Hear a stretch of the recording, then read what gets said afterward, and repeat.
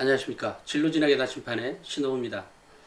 최근에 학생들, 특히 학생들, 엄마 쪽도 있지만 학생들 쪽에서 질문이 굉장히 많이 올라오고 있습니다. 예전 영상을 보고, 그래서 뭐 내신 등급이었더니 수상 기록이었더니 뭐 학교 생활 기록부의 장수가 24장이니 뭐 열심히 활동을 했니, 뭐 정말로 다양한, 그리고 이 정도 대학이면 뭐 K대를 합격할 수 있니 없니, 뭐 별의별 내용들이 올라오고 있습니다.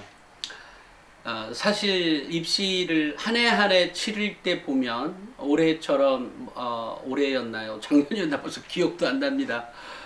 그 40%로 이제 하라고 해서 40%가 이제 15개 대학에서 이제 40% 올해 거 같은데 40%로 이제 내년부터 모집을 하도록 그렇게 하고 있죠. 원래는 좀 더 시일이 있었는데 이제 교육부가 강력하게 밀어붙이니까 또 사업 자금과 연계해서 이제 진행을 하다 보니까 대학들 뭐 서울대를 뺀 나머지 대학들은 일단 그에 준해서 올해 발표를 했었죠. 그 수능이 한 40% 정도. 근데 수시 2월 인원이 있기 때문에 수시 2월이라는 것은 수시에 다 선발하지 못하고 정시로 2월한 경우이죠. 그래서 이 말 따지고 보면 수시 2월이 맞는 거죠. 그런데 이제 우리가 말로 말할 때는 정시로 2월이 된 뭐 이런 식으로 얘기를 하다 보니까 헷갈리기도 합니다. 어찌됐건 그것을 수시 2월이라고 하는데 그 퍼센트가 5%에서 7% 정도가 수시에서 선발하지 못하고 정시로 넘어가는 거거든요. 이렇게 됐을 경우에 이렇게 되면 어떤 문제가 발생이 되냐면 이전에도 그 서울의 주요 대학들은 한 수능으로 선발하는 인원이 35% 정도였거든요.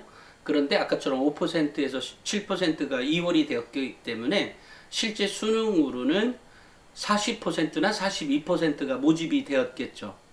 그런데 그 비율, 그러니까 정시 모집 인원 자체를, 수능 정시 모집 인원 자체를 35%로 해놨으니까, 40%로 바꾸라고 했으니까 40%가 됐으니까 앞으로는 수시 2월 인원을 포함하면 45%나 47%가 아무래도 정시로 모집이 되는 것 아니냐라는 게 이제 일반적인 예상입니다. 하지만 이제 수시에서 모집 인원이 줄었기 때문에 그 비율은 5%나 7%가 아니라 조금 더 낮아진, 예를 들어 뭐 4%에서 6%, 4%나 6%, 뭐 이 정도 범위로 좀 줄어들지 않을까, 1% 정도는 조금 더 다운되지 않을까라고 예상을 해봅니다. 어찌됐건 그럼에도 불구하고 40%가 넘는 인원이 주요대학 상위권 서울대를 제외한 15개 대학에서는 일단 이제 그렇게 모집이 되는 거죠. 그 다음에 이제 논술도 약간 줄이기로 했었으니까 올해부터 이제 줄여서 모집을 하는 거고요. 그렇죠. 그런데 제가 이제 그러니까 그런 경우처럼 이렇게 크게 변하는, 그건 굉장히 크게 변하는 거잖아요. 그렇게 크게 변하지만 일반적으로 이제 학생부 종합전형의 경우에 학생부 교과야 뭐 너무 일목요연하게 나와 있는 거잖아요. 그러니까 교과 등급 성적에 의해서 선발하되 수능 최저가 있고 없고의 차이인데 상위권들은 주요 대학들은 거의 다 있다라는 거죠. 물론 이제 뭐 인서울 전체 대학을 따지면 뭐 강원대에도 수능 최저 없죠. 그 다음에 이제 한양대에도 수능 최저가 없습니다. 그래서 그 등급이 매우 높게 책정이 되죠. 뭐 어찌됐건 이제 그런 거지만, 그런 것들은 그나마 뭐 많이 크게 변하는 거지만 사실 학생부 종합전형에서 걷어내는 작업들을 굉장히 많이 했죠. 뭐 창체 활동, 그러니까 교과와 비교과에 대한 이제 얘기도, 비교과를 주로 성적으로, 그러니까 교과는 성적이고 비교과는 활동이라고 생각을 해서 그 활동이 언뜻 들으면 창체활동, 창체활동이네? 그러니까 자율활동, 봉사활동, 동아리활동, 진로활동, 여기서 뭔가 활동을 여러 개 많이만 하면 좋은 줄 알고 이제 막 이것저것 다 했어요. 그죠? 이제 그랬는데 그래도 대학에 들어가는 게 별반 다르지 않아. 이게 왜야? 그래서 이제 대학이 이제 그 다음에 이제 막 그 고등학교에서는 입이 이만큼 대빨 나왔을 거 아니겠어요? 아니 왜 우리 활동 많이 했는데 왜 이렇게 떨어뜨리냐? 뭐 예를 들면 이제 그런 식인 거죠. 이제 이러다 보니까 대학에서 아니 우리가 비교과 활동이라고 했는데 비교과 활동이라는 게 창체 활동뿐이 없는 게 아니라 학교 생활 전체를 얘기하는 거다. 아니 그러니까 이제 학교에서는 아니 학교 생활 전체라는 게 뭐가 있는데? 아니 그 대학에서 이제 이렇게 얘기하죠. 아니 수업 시간에 질문하고 뭐 이런 것들 있지 않습니까? 또 뭐 수행 평가하고 또 뭐 보고서 활동이나 뭐 이런 거 그러니까 보고서 활동이라고 뭐 예를 들면 이렇게 한마디로 툭 던지고 갔어요. 이렇게 이제 한 겁니다. 그러니까 비교과 활동이 그런 거여서 하고서 이제 했죠. 그럼에도 불구하고 여전히 이제 아까처럼 한마디 툭 던져놓고 간 어떤 보고서 활동은 조금 입시를 아는 학생들이나 또는 입시를 잘 준비하는 고등학교에서만 이제 보고서 활동을 주요하게 취급하고 또 그런 것들을 다양하게 이제 기록해 주는 거죠. 그러니까 이제 기록이 내용이 이제 이렇게 틀려졌을 거 아니, 바뀌어졌을 것 아니에요? 당연히 보고서 활동한 학생이 훨씬 더 그 역량 있게 이제 기록되어 있단 말이에요. 왜냐하면 아이의 역량들을 이렇게 하다 보니까 또 그런 것을 시켰던 학교라면 당연히 학교에서도 어느 정도 입시를 알고 이제 준비해 주는 학교인 거죠. 이렇게 해서 이제 됐는데 이게 이제 많다 보니까 또 뭐 방과 후 활동 뭐를 없쓰지 마라. 또 방과 후 활동을 쓴다고 해도 뭐죠? 제목만 써라. 또 기록을 800자에서 500자로 줄인다든지 700자에서 500자로 줄인다든지 1000자에서 500자로 줄인다든지 뭐 이렇게 줄어드는 지금 이제 줄여서 이 500자 이내에서도 맞춥니다. 또 그러다가 또 뭐죠? 독서의 활동을 독서장에 기록하는 게 있고 또 뭐죠? 세특상에서 기록하는 게 있고 세특상에 기록된 것을 이쪽에 독서 활동란에는 기록하지 않는다. 뭐 이런 여러 가지 또 것들이 있어요. 그렇게 최근에 이제 한 3, 4년 조금씩 한 해 지날 때마다 조금씩 바뀌어진 것들이 이제는 너무 많아져서 이제는 확 변한 느낌이 들어요. 저 역시도. 매년 이게 보면 하나하나씩 변한 게 지금 와서 평가를 해보면 굉장히 많은 거죠. 오늘 이제 아침에 운동하다가 제가 이제 뭐죠? 이어폰을 꽂고 이렇게 가는데 뭐가 떠 있는데 뭐 3등급짜리 학생이 이제 한양대에 합격한 학생이었나 봐요. 그래서 그랬구나. 그런데 언제 학생인지 보기 위해서 클릭을 했습니다. 클릭을 했더니 예전에 한양대에서는 뭐 7등급짜리가 합격한 사례도 있고 또 5등급짜리도 합격한 사례도 있고 뭐 정말로 다양하게 많습니다. 그런데 3등급짜리라니까 또 이제 눈에 들어와서 한번 이렇게 클릭해 봤어요. 뭐라고 얘기하나. 그랬더니 그 학생이 뭐 이 상위 1학년 때 15개, 2학년 때 뭐 20개 뭐 이렇게 해가지고 뭐 했는데 더하기는 15 더하기 뭐 20 더하기 뭐 이렇게 더하면서 이렇게 하길래 이 채널 돌렸어요. 꺼버렸습니다. 왜냐면 이제 지금 기준에는 또 그게 아니거든요. 물론 이제 올해까지는 내년부터는 상위 하나만 들어가는 걸로 제가 기억하는데 한 학기에 하나씩만 들어가는 걸로. 그런데 이제 올해까지는 어쨌든 상위 전체를 다 보여줄 수가 있는 거죠. 물론 상을 보긴 봅니다. 그런데 상위 50개짜리가 있고 70개짜리가 있다고 하면 70개짜리하고 50개짜리를 구분할까요? 구분할 것 같습니까? 그렇지 않습니다. 상도 예전에 이제 초창기 학교들이 잘 몰랐을 때 상이 상 많이 받는 게 좋은 거래 하고서 이제 막 할 때 그때나 잠깐 그랬던 거고요. 실제로는 상의 개수 자체가 무슨 대단한 의미를 두고 있진 않습니다. 그 다음에 상을 받았다고 한다 하더라도 또 거기에 참가한 인원수도 또 중요하잖아요. 딸랑 3명이 참가해놓고 3명 다 뭐 금은동 다 받았어. 뭐 이런 경우도 있을 수 있을 것 아니겠어요? 그러니까 상의 개수가 중요한 것이 아니라 상이 주는 학생의 역량을 그냥 곁눈질로 쳐다보는 정도인 거죠. 물론 이제 뭐 곁눈질 정도보다는 좀 더 세겠습니다만 어찌됐건 뭐 그 정도 바라보고 있는 거죠. 마찬가지로 그 지금 뭐 봉사활동도 마찬가지예요. 예전에는 봉사활동이 뭐 어떤 아이 보면 뭐 300시간도 있고 뭐 있었어요. 근데 이제 올해처럼 올해 저한테 학교생활 기록부를 보여준 학부모들이 꽤 있는데 3학년 1학기 때 그 봉사활동이 없는 학교도 있죠. 1시간인가? 도 있었던 거 본 기억이 있는 것 같고, 또 아예 없는 학교도 있었던 것 같고, 또 어떤 학교는 뭐 20시간씩 있어요. 30시간씩 있는 학생도 있습니다. 그 코로나 이런 시기에. 그러니까, 이 학교 생활 기록부를 바라보는 관점이라. 그러면 봉사활동을 시간으로만 따진다면, 얼마나, 뭐야, 얘 3학년 이렇게 하나도 안 했네? 아니, 얘는 1시간뿐이 없네? 그러니까 얘는 탈락. 이렇게 하겠어요?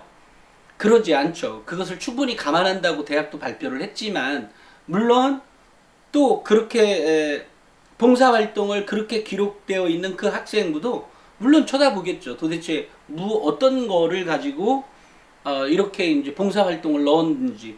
예를 들어 뭐 단순한 청소도 있었을 것이고요. 또는 어떤 학교는 아예 그런 청소를 안 하고 어떤 외부인 할머니나 또 외부 아줌마 청소하시는 분들을 모셔서 그분들이 또 청소를 하게 하는 학교도 있는 거니까 그것은 뭐 너무나 다른 환경인 거잖아요. 그러니까 그런 거니까 그것은 이제 학교 탓인 거지 이 아이의 잘잘못이 아니잖아요. 학교 청소 안 했니는. 그러니까 그런 거 가지고 얘는 안 했으니까 떨어뜨리고 얘는 했으니까 붙이고 이런 건 아니라는 거죠. 그래서 이제 봉사활동도 그것도 이제 뭐 봉사활동도 사실 많이 한 학생이 300시간이었다는 것이지 200시간 하면 떨어뜨리고 300시간 하면 붙이고 이러진 않았습니다. 그건 뭐 예전이나 똑같아요. 다만 그만큼 많이 했다면 많이 한 이유는 찾아보겠죠. 그러면서 그 아이 역량을 생각을 해보면서 다른 거를 쳐다보게 되죠. 왜냐하면 내가 읽은 글에 플러스 알파가 뭔가 세특상에 기록되어 있다면 그 부분에 대해서 또 보겠죠. 그러니까 학생부 종합전형을 그냥 재단에서 이건 이거고 이건 이거고 이건 이거니까 이러니까 얘는 붙일 거야 떨어뜨릴 거야 단순히 그런 관점에서 그런 정량적인 평가 방법에 의해서 평가하지 않는다는 거예요. 그러니까 아까 어떤 학생이 그 학교생활 기록부를 뭐 자기는 24장이고 상도 많고 봉사활동도 많고 뭐라고 했는데 이러면 뭐 성적은 2점 몇인데 저 뭐 어느 대학 합격할 수 있습니까? 라고 이제 써놨어요. 사실 그 대학 수준에 비하면 장수도 그렇고 등급도 뭐 알맞고 그죠? 활동도 많이 했다니까 그 학생 말에 의하면 그러면 뭐 합격할 그 다음에 무슨 전형에 그러니까 학생부 종합 전형이 그 학교는 2개가 있는데 그 전형 중에 1개를 선택할 건데 저 합격할 수 있을까요? 라고 써 있더라고요.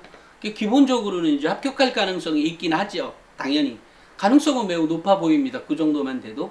하지만 그것은 이제 그 학생이 얘기한 정량적인 지표를 가지고 제가 얘기한 거고 실제 그 내용에서 기록에 대한 내용에 대한 평가는 다시 해봐야 되는 거죠. 그죠? 그걸 보지 않고서는 그 학생을 평가할 수는 없는 거죠. 다만 그 학생이 저처럼 빠른 자극이 아닌 느린 자극에 의한 강의에 그 밑에 댓글을 달았다는 학생이라고 하는 점을 감안하면 그 학생은 합격할 가능성이 매우 높은 학생일 것이다라고 제가 추측합니다. 가장 큰 이유는 그 아이가 자기주도적인 태도를 갖고 있기 때문입니다. 그러니까 저의 채널에 와서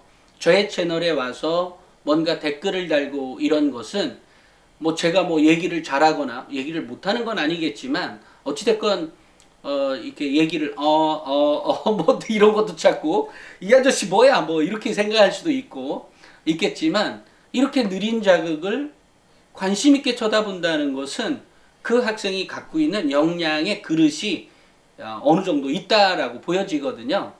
충분히 그럴 가능성이 있습니다. 그래서 물론 이제 제가 또 강의 가면 뭐 이렇게 꼭 하지는 않습니다. 가끔 쓰긴 하지만 이렇게 이렇게 유튜브에서 하는 것처럼 이렇게 자주 하고 있진 않죠. 왜냐하면 그 강의 때는 어쨌든 그 PPT가 있고 그 PPT를 통해서 얘기하고 있는 거니까 얘기하는 주제가 딱 정해져 있으니까 지금처럼 이렇게 찾거나 그게 뭐더라 그게 뭐더라는 가끔 강의에서도 합니다. 어찌됐건 제가 생각할 때는 이제 그런 역량이 있는 거죠. 그러니까 뭐 제 채널에 와서 어쨌든 댓글 다는 학생이라면 그 학생은 합격할 가능성이 다 높다라고 보시면 됩니다. 제가 보는 기준에 그래요. 그 이유는 아까처럼 가장 중요한 건 자기주도적인 학생이다라고 하는 게 99%입니다. 그러니까 합격할 가능성이 매우 높은 거죠. 그래서 어찌됐건 뭐 그 학생 혹시 이 방송 보고 있다면 합격할 거다라는 생각이 들고 저 밑에 제가 하는 영상 밑에 댓글 다는 학생이라면 일단 가능성은 매우 높다라고 보시면 될 것 같아요. 우리 학생들 진심으로 하는 말입니다.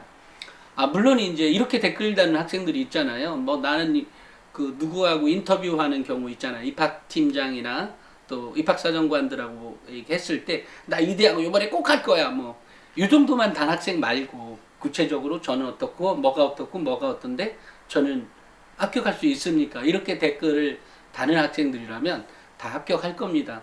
그리고 마지막으로 우리 학부모님들이 제 방송을 이렇게 들으시면서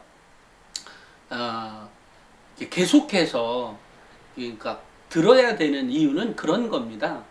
사실 그 한 일주일이나 한 달만 지나도 물론 제 얘기를 중요한 것들은 기억하고 계시겠지만 또 매일매일 달라지는 건 아니잖아요. 입시는. 다만 자녀하고의 대화나 내가 어떤 마인드로 어떻게 해야 되는지를 우리가 이제 뇌에서 인식을 하고 내가 행동으로 옮겨져야 되는데 우리가 뇌에서 저의 말을 들었을 때는 뇌에서만 인식하고 그만 말죠.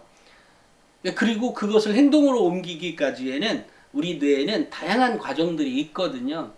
그런 것들 때문에라도 자주 뭐 매일은 아니더라도 자주 들어두시는 게 도움이 될 거라고 생각을 합니다. 얘기하다 보니까 이것 역시도 좀 길게 되었는데 앞으로는 가능한 짧은 시간 내에 영상을 촬영해서 올리도록 하겠습니다. 오늘은 여기까지 하겠습니다. 감사합니다.